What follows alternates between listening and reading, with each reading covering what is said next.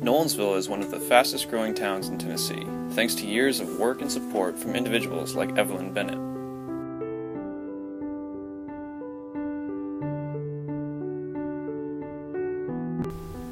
I think that I grew up learning how to get along and being with people that was different. And I had many experiences that were very, very pleasant and very interesting. Evelyn Bennett was born on November 20th, 1927, at her family's farm in Davidson County off of Nolensville Road between Concord and Old Hickory Boulevard. I never felt uncomfortable or harassed because I grew up accepting. Therefore, it was almost like I was already where I wanted to be in terms of accepting. Because I had more criticism from people in my family that had experienced this than I did from the outside world. One night, when she was 14 years old, she became seriously ill and collapsed on the way to the bathroom.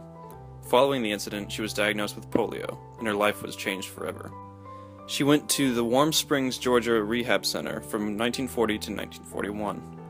She regards this year of her life as one of her favorites.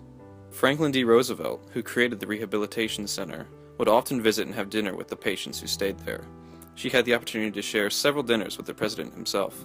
And he came every weekend to rest, but he didn't rest much because he spent time talking and playing with us.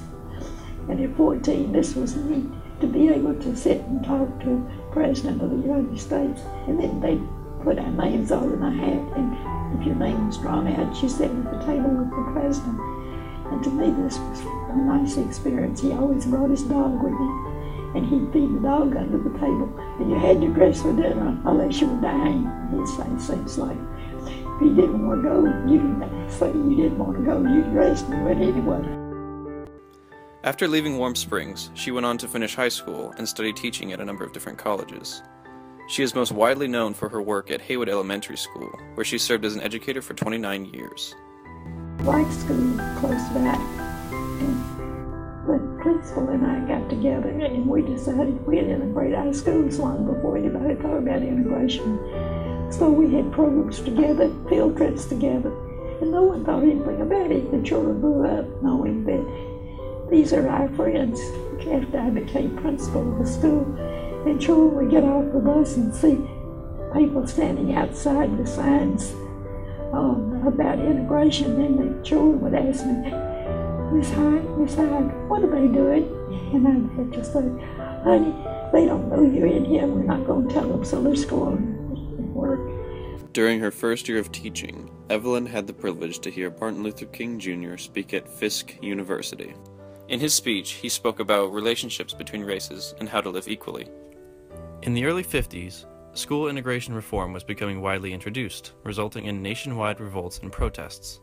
During this time, Evelyn experienced many intense moments with people upset by these changes. When I was attending Fisk in Martin Luther King's class, I was really surprised to realize that so many of the people had already had experiences with working with people different than they were, or they wouldn't have come to the class. They came because they wanted to, not because they had to. And so they asked the different questions, so like can we help our friends to accept as we accept? And it gave me the opportunity to tell them how we had gone about doing it at our school. One of her students would later become a famous author and radio host. His name is Dave Ramsey. And Dave Ramsey, which so many people in Nashville and this area especially, and happen to know because he's done so much to help our society, he had been a student when I was at Haywood, asked if he could build a library and name it for me, and then he had a celebration and invited all the students we had had when he was there.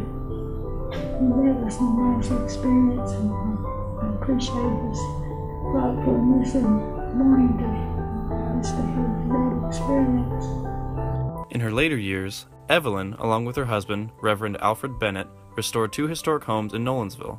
One of them was originally owned by the Nolan family, the founders of Nolensville. You know, so many people have asked me, wasn't it bad me having polio? And I think I've already told you that to me, it opened many doors for me.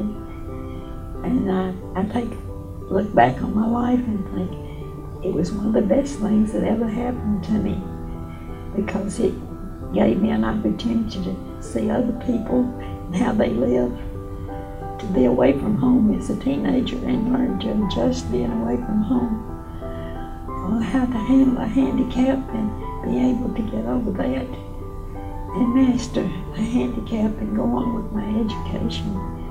So it really opened doors and gave me an opportunity to broaden my perspective of life. Through the many years of her amazing life, she has always shown great compassion and grace to others, even in times of unwarranted segregation. I guess being too forward in saying that I thought I did a lot to help, because I would express to them how easy it was for me having grown up this way.